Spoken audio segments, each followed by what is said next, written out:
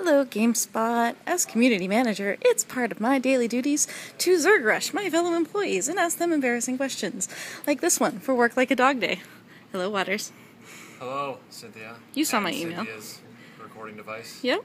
Yes, I saw your email. Fabulous. Remind me what it was about? So the question... Game playing? Yes. Playing games? So the question is, which game do you felt made you work like a dog? What was the task and was it rewarding?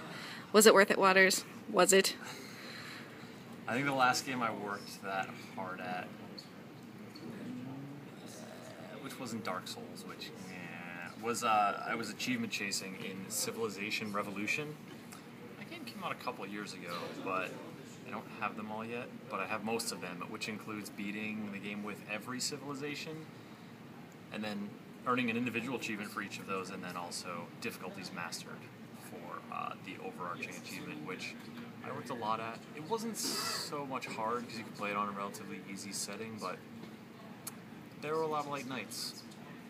Was it worth it, Waters? I'm pretty proud of it. Pretty proud of it? I wouldn't say I'm often... There are a lot of achievements I'm actually proud of. They just kind of happen. That one I'm proud of. Awesome. Alright, so we're going to move on down the line here. Look, it's Sean McGinnis. Oh, hi. Hi. How's it going? So you saw my email, right? I called you Sophia instead You. of Cynthia. Why does everyone do that? It's I okay. desperately miss Sophia. We all do. That hurts in my heart. It's alright. Anyways, what's up? So, the question is, what game made you work like a dog? What was the task, and was it worth it? I'm going to go ahead and say every Dragon Quest game ever. I'm going to agree with you. Because these are, you know, a lot of RPGs that come out these days, a lot of modern RPGs, they're like, you know what? We're going to try to really iron out the leveling system so that you don't feel the need to grind for 4 hours at a time, just so that you are at an appropriate level for the next batch of enemies. Dragon Quest is like, no, screw that. We're an old school Japanese RPG, and we appreciate that some people like grinding. So we're going to make you grind and work like a dog, as it were, as you fight slime knights and toxic zombies and just regular old slimes as well. You have no metal slime on your desk? I don't have a metal What? slime on my desk. I do have a Squirtle, and I've got a Master Chief, and also Han Solo, Donald Duck trapped in carbonite. Sean has all the which best is toys. pretty specific. It is pretty That's probably the most specific thing I have on my desk. fabulous. Awesome. So here's Maxwell McGee. Hi, Maxwell. Hey, Cynthia. How's it going? It's going well. I got a question for you. What game do you felt made you work like a dog? What was the task? Work like a dog. Work like a dog. Okay. Like a dirty, downright dog. What was the task? And was it worth it?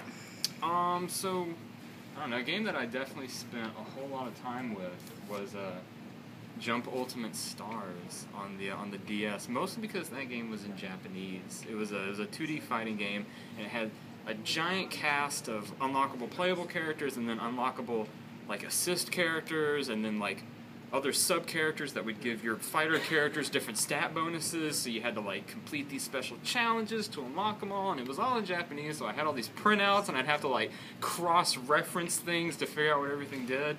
That does sound daunting. But I did have a lot of fun doing it. I liked being able to, like, customize my deck of fighters. I think they were called decks, but, yeah, Jump Ultimate Stars would be my answer. And it was worth it? It was worth it. That was one of the few games where I actually maxed out the in-game clock at 99 hours and 99 minutes. That's pretty impressive.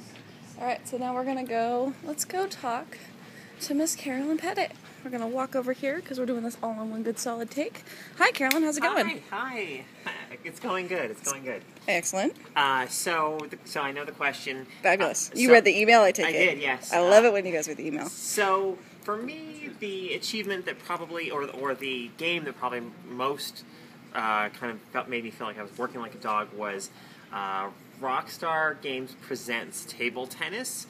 This is a game I really, really got into at one point, and so there's different circuits, and at the end of the pro circuit, you have to, or I had to defeat this, like, Swedish, like, android type player, like the severe and savage Jesper, and I mean, oh god, I was so driven to beat that guy. Like, I hated him. I hated the ruthlessness with which he played, and I hated how he kept beating me, and he kept beating me, but I felt like every time I lost to him, I maybe learned a little something, and that helped me pick myself up off the floor and just try to beat him again and again and again and again and again, and finally, when I finally beat him, I got that It was just a measly like 20-point achievement for winning the pro circuit, but oh my god, like the feeling of just victory was so satisfying. So that was absolutely well worth all the effort I put into taking down that evil Swede.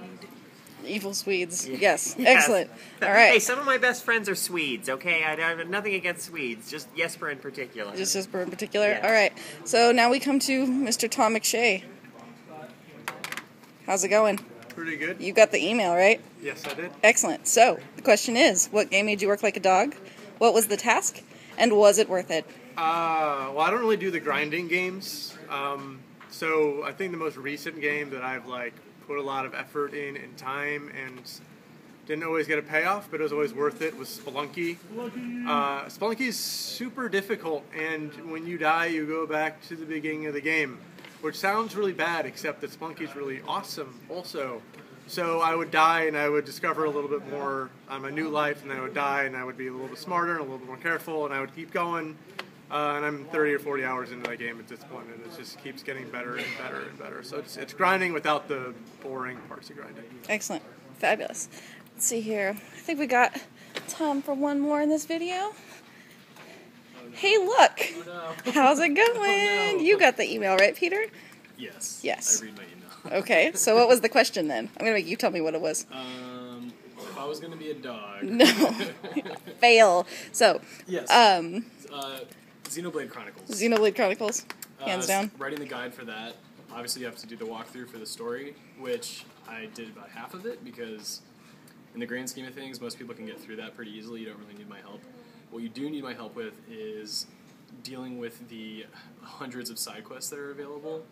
There are a couple hundred NPCs in the game, and depending on when you talk to them, and depending on who you've talked to before talking to them in any part of the game, will determine what they say to you and whether or not you get the side quest. Certain side quests give you certain items, all the things that come with that. And I spent a month working on that, working on the tables for that, working on all the skill trees and everything, and was it worth it? Yes.